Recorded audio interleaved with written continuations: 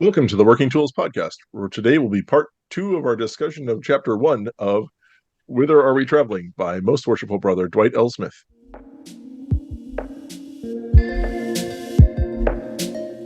Ladies and gentlemen, brethren all, welcome to the Working Tools Podcast, a casual conversation around Freemasonry. First, it's important to note that our thoughts and opinions are our own and do not reflect those of our Grand Lodge or respective craft or concordant bodies. Please connect with us and ask questions via our website at theworkingtoolspodcast.com.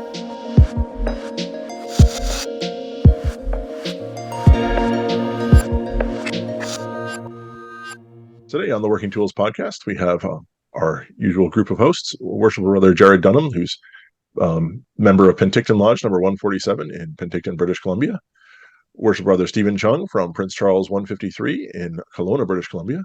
Very Worshipful Brother David Colbeth, who's the senior warden of King Solomon number 60 in Auburn, Washington. And I'm Matt Appel, and I'm the secretary of Mill Creek 243. We meet in Montlake Terrace, Washington. And as you no doubt will recall, our previous episode we began to discuss the introduction of Whither Are We Traveling by past Grandmaster Dwight Smith, and we didn't get too far into Chapter 1, but we figured we'd come back and talk about it some more. Did we cover the intro part of the intro?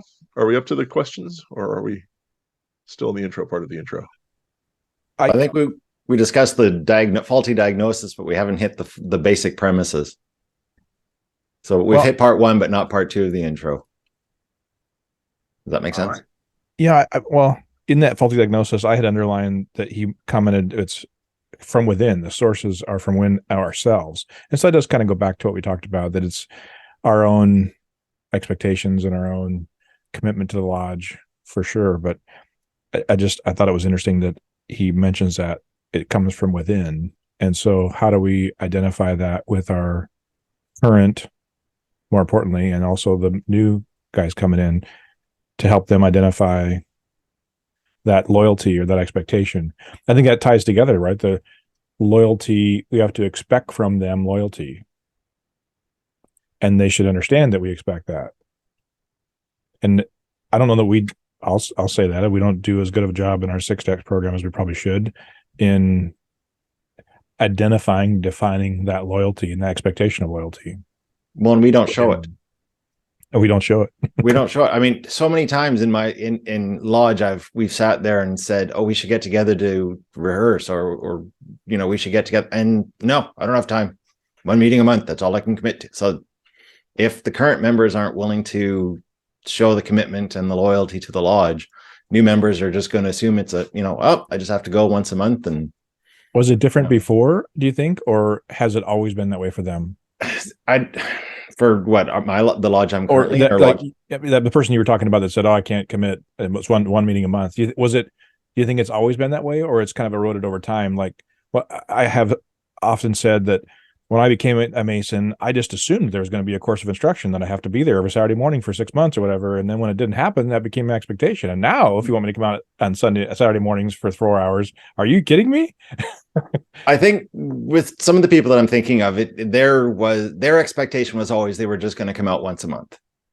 I know that when I was first initiated, it was explained to me that this, the joke of, we have 1 meeting, but it's never just, it's like that old thing of when I became a scout leader and we had a badge that, it was these 3 guys and they're laughing. The scouting is only, 2 hours a week. And, it's like, no, it's not. And but I think that's what it is that we have to, with the new members, we have to instill in them the understanding that it's not fast. And we are expecting you to be able to devote some time to this, both regular meetings and non-regular stuff. Do you think I don't think we do a very good job of that. Do you think we're afraid that we'll scare them off and so we don't talk about it?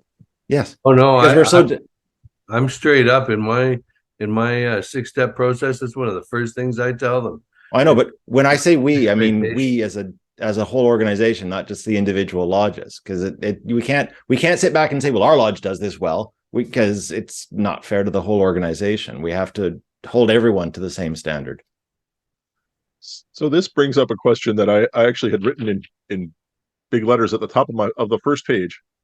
And it's a question I hesitate to ask of myself in a recorded format, but I will ask it of you. Here we go. Bring it on. Do you consider your lodge to be successful? Yes. Well, okay. I will have, as I always do in this podcast, I will counter that question with another question. How do you define successful? Yeah, a good question, but on whatever metric you choose, on in your gut, if you were laying awake in the middle of the night and you said, "Is my lodge successful?" How would you answer yourself? I can't, because I don't know what metric you want me to judge it by. See, if I would say yes. In my head, I belong to a successful lodge. Our lodge manages to hold its meetings. It does all the degrees in the year. It doesn't have to just exemplify them. We do it, and we have a good harmonious lodge that functions. And maybe membership might be down, but as far as our lodge, we got guys that step up and take care of business, and we got guys who are great ritualists and pitch in wherever they need to. It's a good, happy, harmonious lodge. Well, if we measure our lodges based on our code or constitution, could our lodge obtain our charter today? And a snapshot with no changes, with nothing modified, not bringing anybody else in a current lodge condition, lodge format, could our lodges obtain their charter today? In the summertime, yes. What does that mean? No. Oh, because there's guys that come back. Yeah. Yeah. That's a no. Your lodge couldn't get your charter. Because what do you need? 26? 16. Ours, Oh, yeah, we members could. to get. Yeah, the even 16 members that can do all of the ritual. that's the key. Yeah. All the ritual from memory without a mistake. Yeah. Soup to nuts. Yeah. Yeah. Even in the winter, we could do that. But we pride ourselves on good ritual at our lodge, and we all work pretty hard at being proficient at it. So, yeah, I can say that we could get our charter. If I were to take it a step further, I would say, if those of us that consider ourselves leaders in the lodge, if we were gone and the 3 principal officers we all moved away, would the lodge still be active in 4 or 5 years? And if that were a criteria, I think I could still say, even with that, our lodge would maintain. Often I think, well, what if I decide to move away to Arizona? Or what if the people that the leader, we consider leaders, the 4 or 5, 3, 4, 5, not the 10 or whatever. We had at our last installation, we had 12 or 14 past masters stand up in our past masters apron ceremony, and we have a pretty good depth of past masters and a good depth of Masons. Could we obtain our charter? No. But would the lodge still exist in 5 years? I think it would. That's a pretty good question.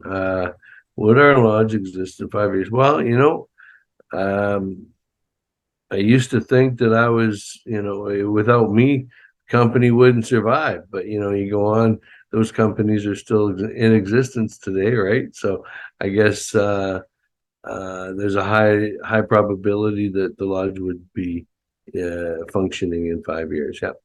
And shouldn't we foster that idea that we shouldn't be the only reason a lodge survives? Yes. Yeah. That's why we get everybody to pitch in. It's an interesting question, Matt. What other than the obtaining your charter, did you have any other criteria or thoughts on? No, I guess I don't. So going back to Jarrod's point, I don't have a metric to say, this is the standard out, whatever, this percentage of people attending, or this level of ritual proficiency, or this amount of charity work, or whatever it is. But I feel like sometimes you walk into a lodge meeting and you look around the lodge and you go, I don't know about this. And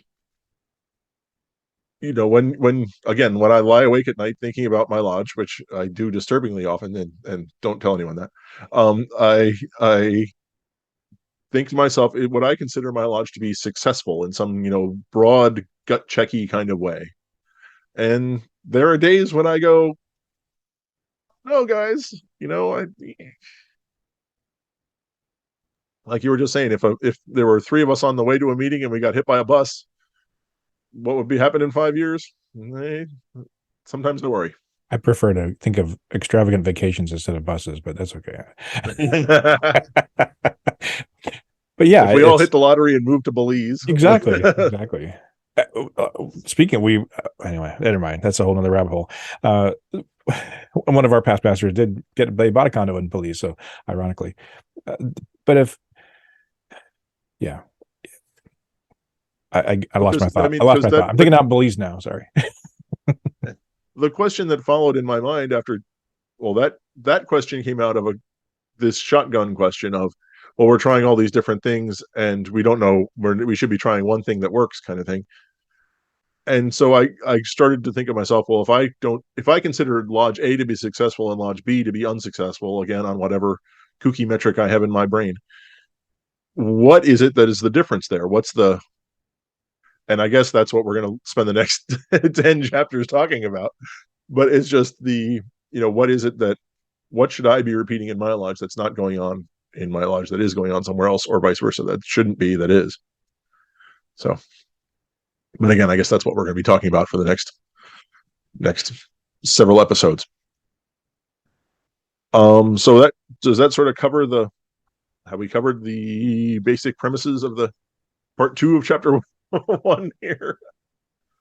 Well, the interesting thing that I find in this is the third part where he says, whatever is wrong with lodge attendance in 1962 was wrong 25 years ago and seems to still be wrong 60 years later.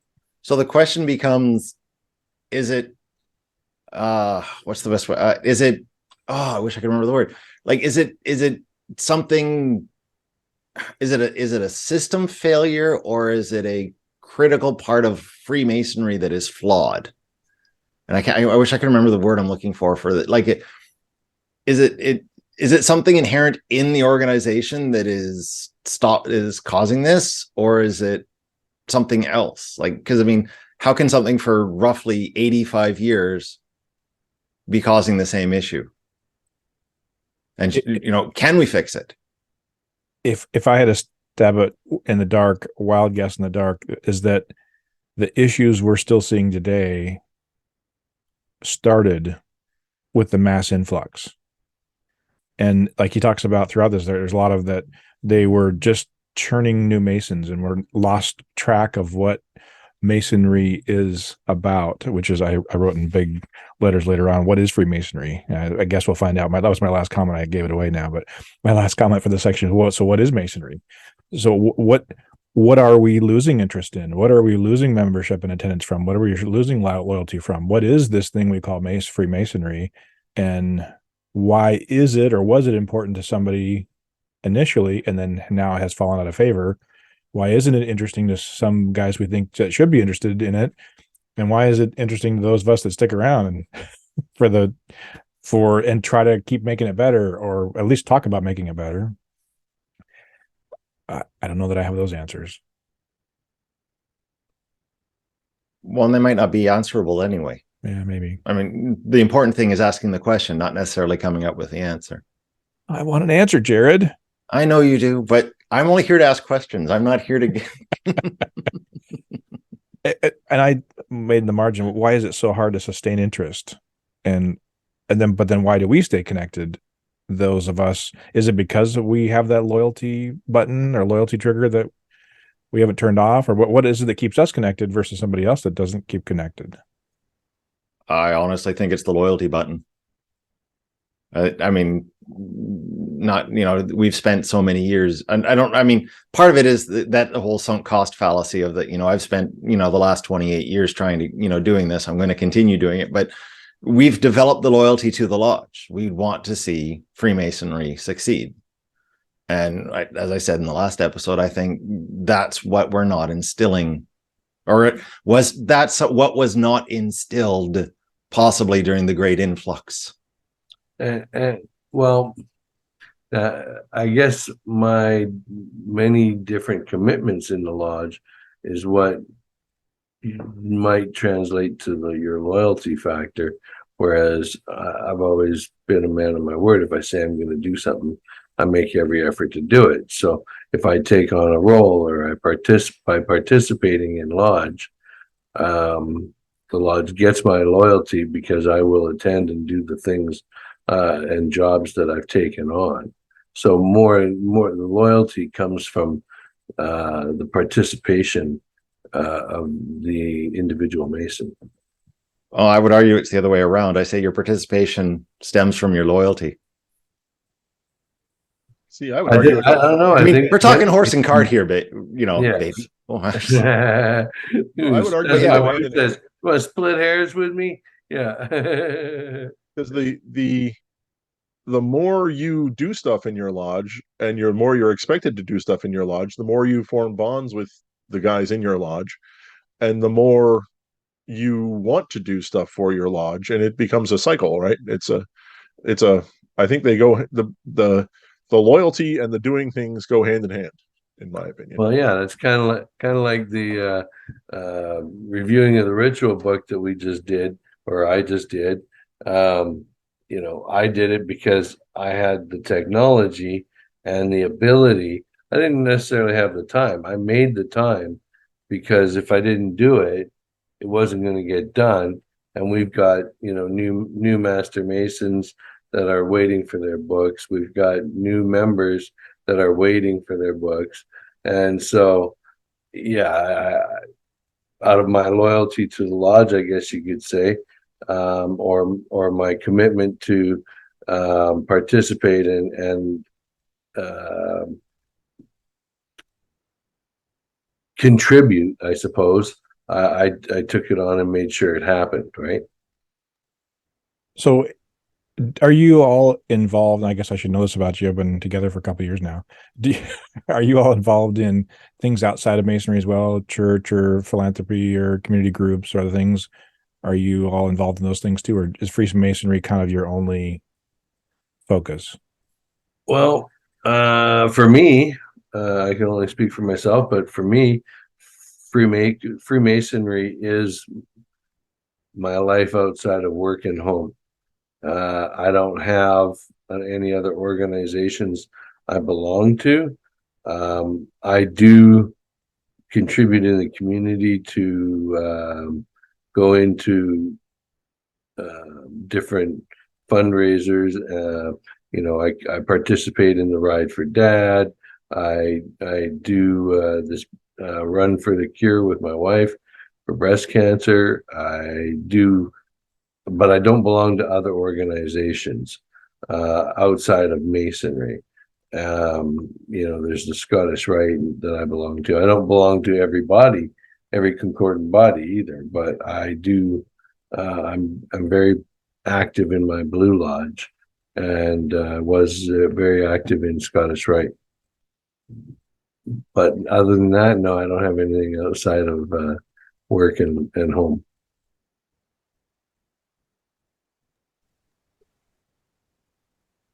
I I don't want have to step on kids. Jarrod's toes, but yeah, no, I'm involved with my sort of leadership in my church, and I volunteer at the local food bank and that sort of stuff. So yeah, I have a life outside of Masonry. I do too. I get it was more so when my wife worked for a couple of nonprofits. I got voluntold a lot. I just wonder if Yeah, I mean, I'm involved with a lot of organizations pretty deeply, but I think a lot of that is because I get to sponge off my wife, who earns the big bucks around here, and I get to go and play in various organizations. So I guess I was just thinking if we obviously are pretty connected to our lodges and desire to keep our lodges as well as Freemasonry going, and so I just wondered if Freemasonry wasn't there for us, would we be doing something similar in another organization? It may not be quite as philosophical and maybe not as fulfilling spiritually, if you will, but I wonder if we would. And so then I wonder if other people that have a similar drive have connected themselves to other organizations or maybe to their work or whatever. And so they don't feel like they can focus or have the time to focus on something outside of, maybe their plates are already full in their mind. I don't know. And here we are, 20 minutes in and barely off the second page. we could potentially skip and not dive into those, but I think if we do, we're at least another episode, guys. So. Well, it's interesting because those guys that are involved in different things, I mean, would they have enough time for yet another one in their life? Very good question. That's the one we always pose, but I don't know too many that are in multiple different organizations. I know guys that are very active in Rotary, right? There's very few Rotarians that I know are Masons. I do know in every town there's a couple, but for the majority, no, I don't think so. There's a lot of organizations to take up our time and our voluntold time. So yeah, I don't know how many a guy can actually do and contribute well at. I mean, I guess if you think about it, when I did volunteer with the DMLA, that took a lot of time, yet that's another body. It's still in the Masonic family. So maybe I don't know. Sometimes I could think that the concordant bodies like Scottish Rite and DMLA, they compete for my time to my Blue Lodge, right? So in the same, I guess in essence, it's a very similar situation to be in other bodies like that. I mean, David, are you still heavily involved with DMLA and the Rainbow Girls? I wouldn't say as heavily in DMLA just because our chapter is on a lull, but yeah, Rainbow Girls, I'm Rainbow Dad for now, and my daughters are very involved, and I'm now on the foundation, and yeah, it's just where I started to think about groups. I'm president of this and chairman of that and member of that, and and no, I don't involve myself quite as much as I do in the idea of Blue Lodge and this kind of stuff, but I could see my passion if I didn't have the Blue Lodge outlet and the desire to improve and grow and develop other guys, then yeah, I could see myself diving into something else even more. So before I came to Masonry, I was pretty heavily involved with VFW and Lions Club, and then I'm still members of them both, and I'm still an officer in Lions Club, but the Blue Lodge kind of brought both of those together for me, the idea of camaraderie and charity, if you will. I know it's not what I originally thought was charity, and so it's an interesting way to bring those things together for me. And so yeah, I've tried to look at Rotary and I've tried to look at other things, but they just, to me, what is the purpose of those organizations? And I think they serve a different purpose in the communities and a different need potentially. And maybe those folks that are focused on those areas aren't looking for the deeper meanings of what Freemasonry might have to offer and the real deep connections between men. Maybe that's part of it too. I don't know. What about you, Jarrod? Are you involved in anything else? Yeah. Don't I expand well, I was more like, once again, with my daughters, I was a lot more involved when they were younger. I was a scout leader. I was the treasurer for my daughter's soccer team. I was treasurer for the pack. Pretty much why I stopped joining organizations, because when you're a bookkeeper, there's only one thing they want you to do. And I do it all day. Don't want to do it again. So I'm heavily, I've actually recently over the summer gotten heavily involved back into historic swordsmanship again with I belong to a reenactment group called the SCA. So, and I love researching historic fencing. So I've been really deep diving into that, and that love of history is sort of what also keeps me going in Freemasonry, is the knowledge that that there is a past there, that I'm part of a long line of, a long line of men in I was going to say men in tights, but that's not right. Men in aprons. How did you know? I mean, you can only see me I'm not from here up. How did you know when you can only see me from here up?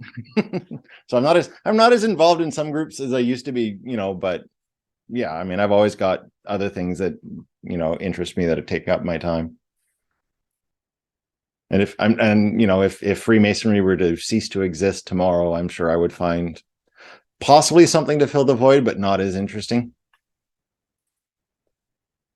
On a side note, the SCA has a big shindig at the Masonic Park, not too far from here, every year.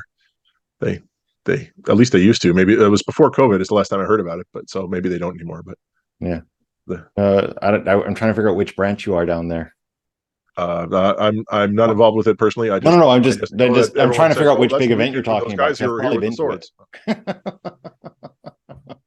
I'm not that cool. So I kind of feel like we've discussed the intro. Am I going to get any askance looks from my co-host here? I don't see one.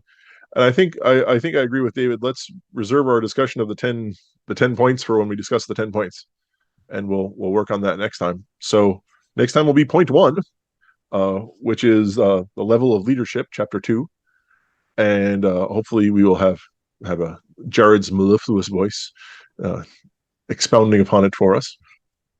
And we look forward to hearing that and to talking about this some more. Please let us know what you think of what we think of the article. We're always happy to get comments wherever you can leave them, and we look forward to hearing from you. So with that, thank you all for listening, and we look forward to talking to you again next time on the Working Tools Podcast. Goodbye.